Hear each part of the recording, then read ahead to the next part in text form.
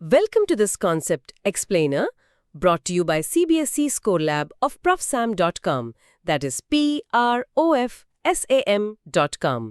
இன்னைக்கு நம்ம unit 4 moving charges and மேக்னட்டிசம்ல இருந்து magnetic field due to a current element Biot Savart law டாபிக்கை பார்த்து ரொம்ப சிம்பிளா பார்க்க போறோம்.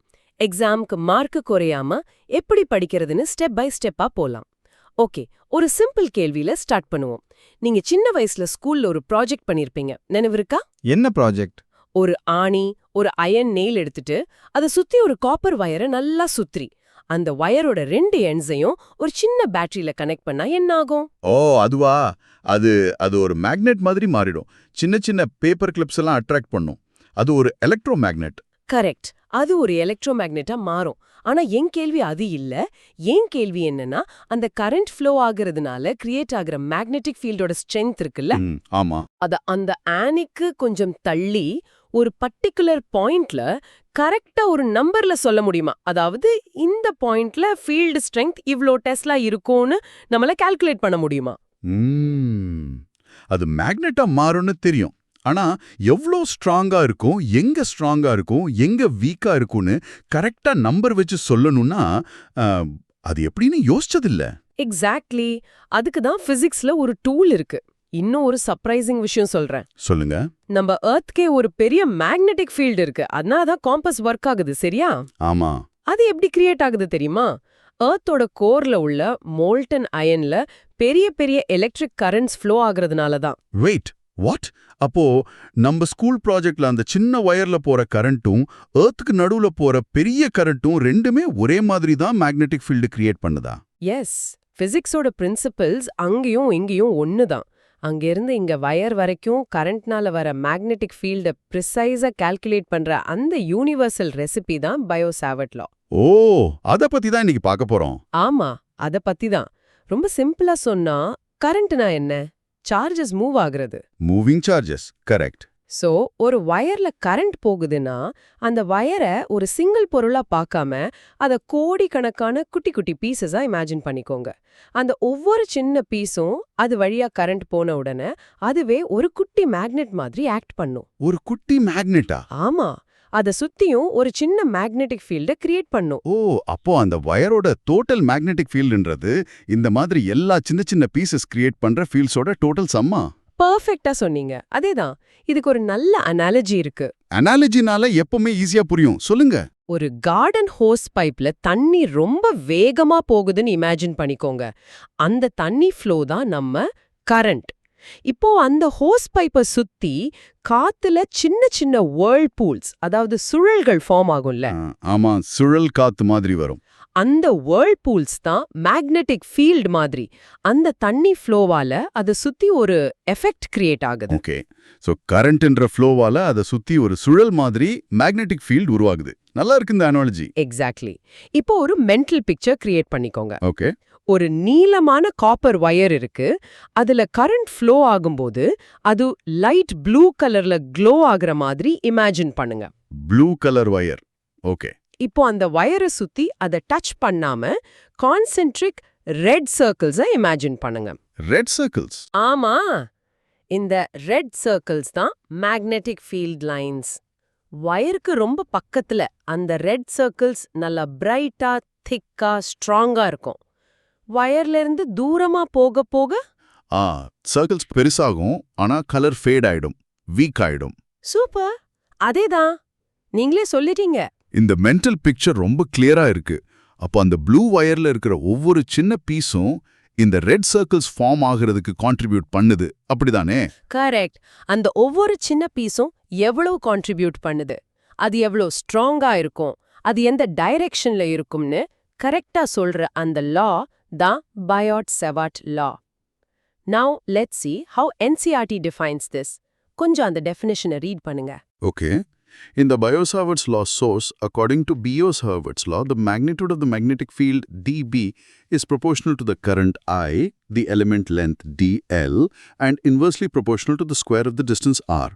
Its direction is perpendicular to the plane containing dl and r. Thus, in vector notation, dB is equal to mu naught by 4 pi I dl cross r, by r cube. இதுல dB, dl எல்லாம் சொல்றாங்களே, அப்பனா என்ன? அப்புறம் infinitesimal element dl னா என்ன? மாத் ஃபார்முலாலலாம் L for length ன்னு பார்த்திருக்கேன், இங்க dl ன்னு இருக்கு. இன்னொரு doubt, dl cross r, dl cross r. இந்த கிராஸ் ப்ராடக்ட்னா என்ன அர்த்தம்? நல்ல கேள்விகள். இந்த ஃபார்முலாவை பார்த்து பயப்பட வேண்டாம். ஸ்டெப் பை ஸ்டெப்பா பிரேக் டவுன் பண்ணுவோம். அந்த NCERT டெஃபினிஷன் சொன்ன ஒவ்வொரு பார்ட்டையும் நம்ம அனாலஜி வச்சு பார்ப்போம். First, current element IDL.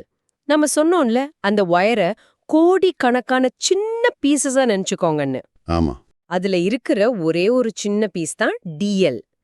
D stands for differential or infinitesimal, which means ரொம்ப ரொம்ப சின்ன. DL ஒரு வெக்டர் குவாண்டிட்டி. அதோட டைரக்ஷன் கரண்ட் எந்த பக்கம் போகுதோ அந்த டைரக்ஷன் தான். ஓகே. அந்த சின்ன பீஸ்ல போற கரண்ட் ஐயும் அந்த சின்ன லென்த் DLும் சேர்ந்து தான் கரண்ட் எலிமெண்ட் IDL. இதுதான் மேக்னெட்டிக் ஃபீல்டோட சோர்ஸ். ஓகே. சோ IDL என்பது அந்த வயரோட ஒரு சின்ன பீஸ். அது வழியா போற கரண்டோட சேர்ந்து ஒரு சோர்ஸ் மாதிரி ஆக்ட் பண்ணுது. புரிஞ்சுச்சு. Second point, proportionality. ஃபார்முலால என்ன சொல்றாங்க? dB is proportional to I and DL. ரொம்ப சிம்பிள். சரிங்க. வயர்ல போற கரண்ட் ஐயோட வேல்யூவை டபுள் பண்ணா அந்த சின்ன பீஸ் கிரியேட் பண்ற மேக்னெட்டிக் ஃபீல்டு dBயும் டபுள் ஆகும். ஓகே. அதே மாதிரி நம்ம எடுத்துக்கிற சின்ன பீஸ் DLோட லென்த்தை டபுள் பண்ணாலும் ஃபீல்டு டபுள் ஆகும். மோ கரண்ட் மோ ஃபீல்ட், மோ லென்த் மோ ஃபீல்ட். சரியா? ஓகே. இது ஸ்ட்ரைட் ஃபார்வர்டா தான் இருக்கும். தேர்ட் பாயிண்ட், இன்வர்ஸ் ஸ்கொயர் லா. இது ரொம்ப முக்கியம். ஃபார்முலா சொல்லுது dB is inversely proportional to R square. இது என்னன்னா, அந்த சின்ன கரண்ட் எலிமெண்ட்ல இருந்து நீங்க மேக்னெட்டிக் ஃபீல்ட மெஷர் பண்ற பாயிண்ட் P எவ்வளோ தூரத்துல இருக்கோ அதுதான் R. இந்த டிஸ்டன்ஸ் R டபுள் ஆனா மேக்னெட்டிக் ஃபீல்டு ஸ்ட்ரென்த் 4 மடங்கு, அதாவது 2 ஸ்கொயர் குறையும். டிஸ்டன்ஸ் 10 டைம்ஸ் ஆனா ஃபீல்டு ஸ்ட்ரென்த் 100 டைம்ஸ் 10 ஸ்கொயர் குறையும். நம்ம மென்டல் பிக்சர்ல சொன்ன மாதிரி வயர்ல இருந்து தூரமா போக போக அந்த ரெட் சர்க்கிள்ஸ் ஃபேட் ஆயிட்டே போகும்ல. ஆமா ஆமா. அது இதனால தான். ஓ, அதான் இன்வர்ஸ் ஸ்கொயர் லாவா? ரிப்பிள்ஸ் தூரமா போக போக வீக் ஆகுற மாதிரி. புரிஞ்சு. Exactly. Fourth and most important point, direction, cross product. இதுல தான் நிறைய ஸ்டூடெண்ட்ஸ் மிஸ்டேக் பண்ணுவாங்க. ஓகே, கவனமா கேக்குறேன். மேக்னெட்டிக் ஃபீல்ட் DBயோட டைரக்ஷன் எப்பவுமே கரண்ட் எலிமெண்ட் DL வெக்டருக்கும் பொசிஷன் வெக்டர் R-க்கும் பெர்பெண்டிகுலரா இருக்கும். பெர்பெண்டிகுலரா? ஆமா. அதாவது DL-ம் R-ம் இருக்கிற ஒரு பேப்பர்னா அந்த மேக்னெட்டிக் ஃபீல்ட் அந்த பேப்பருக்கு செங்குத்தா இல்லனா மேல பார்த்தே இல்லனா கீழ பார்த்திருக்கும். இந்த DL கிராஸ் R என்பது ஒரு வெக்டர் மேத் ஆபரேஷன். அதுதான் அந்த டைரக்ஷனை கரெக்டா சொல்லுது. ஓகே. இந்த டைரக்ஷனை கண்டுபிடிக்கத்தான் right hand screw rule use பண்றோம். அத பத்தி இன்னும் கொஞ்ச நேரத்துல பாப்போம். Hope everything is clear so far. This concept explainer is from profsam.com, that is profsam.com. இப்போ ஒரு சிம்பிள் ஒர்க்ட் எக்ஸாம்பிள் பாப்போம். இது NCERT எக்ஸாம்பிள் 4.4 மாடல் தான். ஒரு சின்ன கரண்ட் எலிமெண்ட் இருக்கு. அதோட length delta L is equal to 1 centimeter. Okay, 1 centimeter. அத கிராஃபோட ஒரிஜின்ல 0 வச்சிருக்கோம். அண்ட் அது x ஆக்சிஸ் டைரக்ஷன்ல பாயிண்ட் பண்ணுது. அதுல I is equal to 10 amperes current flow ஆகுது. 10 amperes current. இப்போ x ஆக்சிஸ்ல 0.5 மீட்டர் தூரத்துல இருக்கிற ஒரு பாயிண்ட்ல மேக்னெட்டிக் ஃபீல்ட் எவ்வளோ, எந்த டைரக்ஷன்ல இருக்குன்னு கேக்குறாங்க. ஓகே. சோ DL வந்து 1 centimeter, I is equal to 10 amp, R வந்து 0.5 மீட்டர். கரண்ட் வந்து x ஆக்சிஸ்ல போகுது, பாயிண்ட் வந்து y ஆக்சிஸ்ல இருக்கு. சோ ரெண்டுக்கும் நடுவுல ஆங்கிள் 90 டிகிரிஸா? பெர்ஃபெக்ட். DL-க்கும் பொசிஷன் வெக்டர் R-க்கும் உள்ள angle θ equal to 90 degrees. So sine 90 degree என்ன? 1. கரெக்ட். இப்போ நம்ம பயோட்டி சவார்ட் லாவோட மேக்னிடியூட் ஃபார்முலால சப்ஸ்டியூட் பண்ணுவோம். dB equal to μ0 4π I dl sin θ by R square. Okay. வேல்யூஸை போடலாம். μ0 4πயோட வேல்யூ ஒரு கான்ஸ்டன்ட். அது 10 to the power of -7. So dB equal to 10 to the power of -7, 10 amp, 1 10 to the power of -2 meter, sin 90 degrees by 0.5 metre whole square. அதுல 1 × 10⁻² metre என்பது 1 centimetre மீட்டருக்கு மாத்திருக்கோம் அப்படித்தானே? Correct. Standard units ரொம்ப முக்கியம். So calculate பண்ணா 10⁻⁻7 10 10⁻⁻2 by 0.25. இது 10⁻⁻8 into 0.25, which is 4 into 10⁻⁻8 Tesla. Tesla. ஆமா, Tesla தான் மேக்னெட்டிக் ஃபீல்டோட யூனிட். இப்போ direction. Right hand rule use பண்ணி உங்க ஃபிங்கர்ஸை எக்ஸ் ஆக்சிஸ் DL டிரெக்ஷன்ல வச்சு Y ஆக்சிஸ் R டிரெக்ஷன் பக்கம் கர்ல் பண்ணா உங்க தம்ப் எங்க பாயிண்ட் பண்ணும்? மேல பார்த்து. மேல பார்த்து, அதாவது பாசிட்டிவ் Z ஆக்சிஸ் டிரெக்ஷன்ல பாயிண்ட் பண்ணும்.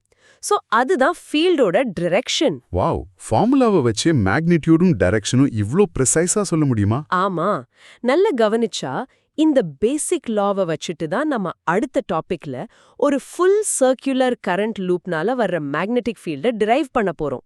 சோ இது ஒரு பில்டிங் பிளாக் மாதிரி. இப்போ ஸ்டூடெண்ட்ஸ் செய்யற சில காமன் மிஸ்டேக்ஸ், சைலண்ட் கில்லர்ஸ் பத்தி பாப்போம். ஓ, எக்ஸாம்ல மார்க்ஸ் போறதுக்கு காரணமாகிறது. ஆமா, இந்த தப்பு பண்ணா கன்ஃபர்ம்டு மார்க்ஸ் போயிடும். ஒரு பெரிய தப்பு என்னன்னா, மேக்னெட்டிக் ஃபீல்டு Bயும் கரண்ட் Iயும் ரெண்டுமே ஒரே டிரெக்ஷன்ல இருக்கும்னு நினைச்சுக்கிறது. ஓ, அது தப்பா? எனக்கு கொஞ்சம் அப்படிதான் தோணுச்சு. ஒயர்ல கரண்ட் எங்க போகுதோ அந்த ஆணியும் அந்த டைரக்ஷன்ல தானே மேக்னெட்டா மாறும். இல்ல, அதுதான் நம்பர் 1 மிஸ்கன்செப்ஷன். ரைட் ஹேண்ட் தம் ரூல கொஞ்சம் யோசிச்சு பாருங்க. ரைட் ஹேண்ட் தம் ரூலா? ஆமா, உங்க ரைட் ஹேண்ட் தம்ம கரண்ட் போற டைரக்ஷன்ல வச்சா உங்க விரல்கள் என்ன பண்ணுது? அது அந்த ஒயரை சுத்தி வளையுது. எக்ஸாக்ட்லி. அந்த சர்க்குலர் டிரெக்ஷன்ல தான் மேக்னெட்டிக் ஃபீல்டு இருக்கும். சோ ஃபீல்டு எப்பவுமே கரண்ட்க்கு பெர்பெண்டிகுலரா அதை சுத்தி தான் இருக்கும். ஓ, ஒரு சிம்பிள் லைன்ல சொல்லணும்னா, current points field curls. Current நேரா போகும், ஃபீல்டு அதை சுத்தி வரும். இதை ஞாபகம் வச்சுக்கோங்க. ஓகே ஓகே, இது ரொம்ப இம்பார்ட்டன்ட் பாயிண்ட்.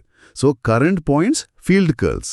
கரண்ட் நேரா போனா ஃபீல்டு அதை சுத்தி சர்க்கிள்ல வரும். புரிஞ்சுது? எப்பவுமே பெர்பெண்டிகுலர். கரெக்ட். இன்னொரு மிஸ்கன்செப்ஷன், கூலம்ஸ் லாவும் பயோசாவர்ட் லாவும் பார்க்க ஒரே மாதிரி இருக்கும்னு கன்ஃபியூஸ் ஆகிறது. ஆமா, ரெண்டுலயும் 1/r² வருது. கரெக்ட், ரெண்டுலயும் 1/r² வருது. ரெண்டுமே long range force. So students ரெண்டு ஒன்னுன்னு நினைச்சுக்கிறாங்க. ஆனா ஒரு ஃபண்டமெண்டல் டிஃபரன்ஸ் இருக்கு. என்ன டிஃபரன்ஸ்? கூலம்ஸ் லாவோட சோர்ஸ் என்ன? ஒரு ஸ்கேலார் குவான்டிட்டி, அதாவது எலக்ட்ரிக் சார்ஜ் Q. சார்ஜுக்கு டைரக்ஷன் கிடையாது. கரெக்ட். பட் பயோசாவர்ட் லாவோட சோர்ஸ் என்ன? நாம இப்பதான் பார்த்தோம். அது ஐடியல்.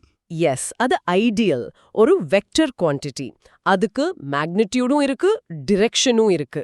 இது ரொம்ப பெரிய டிஃபரன்ஸ்.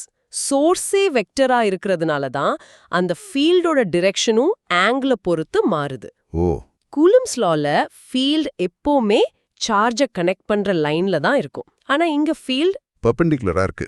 ஆமா, சோர்ஸே வேறு. ஒன்று ஸ்கேலர், இன்னொன்னு வெக்டர். அதனால தான் ஃபீல்ட் பிஹேவியரும் மாறுது. கிளியரா? ரொம்ப கிளியர். சூப்பர். இப்போ பயோட்-சவார்ட்ஸ் லாவை மறக்காம இருக்க சில மெமரி ஆங்கர்ஸ். ஃபர்ஸ்ட், டிரெக்ஷனுக்கு ரைட் ஹேண்ட் ரூல். ஓகே. இந்த ஜெஸ்டரை பிசிக்கலா செஞ்சு பாருங்க. ப்ராப்ளம் சால்வ் பண்ணும்போது உங்க ரைட் ஹேண்டோட விரல்களை DL வெக்டரோட டிரெக்ஷன்ல வச்சுட்டு R வெக்டர் இருக்கிற பக்கமா வளைச்சா, அதாவது கர்ல் பண்ணா, உங்க தம்ப் கட்டை விரல் காட்டுற டிரெக்ஷன் தான் மேக்னெட்டிக் ஃபீல்ட் DBயோட டிரெக்ஷன். இந்த ஜெஸ்டரை 2-3 வாட்டி செஞ்சு பார்த்தா டிரெக்ஷன் எப்பவுமே தப்பா போகாது. ஓகே, சோ பிசிக்கலா செஞ்சு பார்க்கணும். DL to R கர்ல் பண்ணா தம்ப் DBயோட டைரக்ஷனை காட்டும். Got it. அடுத்த மெமரி ஆங்கர் ஒரு catch phrase. Current element IDL தான் சோர்ஸ், ஃபீல்ட் DB தான் எஃபெக்ட். எஃபெக்டோட டிரெக்ஷன் சோர்ஸுக்கும் பொசிஷனுக்கும் பெர்பெண்டிகுலர். நல்லா இருக்கு. சோர்ஸ், எஃபெக்ட், டிரெக்ஷன் எல்லாமே வருது. ஆமா, இந்த ஒரு லைன்ல எல்லா கான்செப்டும் அடங்கிடுது. Source, IDL, effect and direction, perpendicular. ஃபைனலா நம்ம வாட்டர் ஹோஸ் அனாலஜியை மறக்காதீங்க. ஒரு ஹோஸ்ல இருந்து தண்ணி மேல போகுது. அது கரண்ட். கரெக்ட். அதை சுத்தி காத்து ஒரு சின்ன வேர்ல்பூல் மாதிரி சுத்துது. அது மேக்னெட்டிக் ஃபீல்டு. எஸ், இந்த விஷுவல் இமேஜ் மனசுல இருந்தா கரண்ட் நேரா இருக்கும், ஃபீல்டு அதை சுத்தி வரும்னு எப்பவுமே ஞாபகம் இருக்கும். டைரக்ஷன் மிஸ்டேக் வரவே வராது. ஓகே, சோ இந்த அனுபவத்தோட நிறைவுக்கு வருவோம். எக்ஸாம் பாயிண்ட் ஆஃப் வியூல இந்த 3 பாயிண்ட்ஸை நல்லா ஞாபகம் வச்சுக்கோங்க. நம்பர் 1, ஒரு சின்ன கரண்ட் எலிமெண்ட் ஐடியல் அதை சுத்தி ஒரு சின்ன மேக்னெட்டிக் ஃபீல்ட் டிபியை கிரியேட் பண்ணும். ஒரு ஹோல் வயருக்கு ஃபீல்டு வேணும்னா இந்த மாதிரி எல்லா சின்ன சின்ன ஃபீல்ட்ஸையும் ஒன்னா சேர்க்கணும், அதாவது இன்டகிரேட் பண்ணணும். நம்பர் 2, அந்த ஃபீல்டோட மேக்னிடியூடுக்கு formula dB = μ04π IDL sin θ r².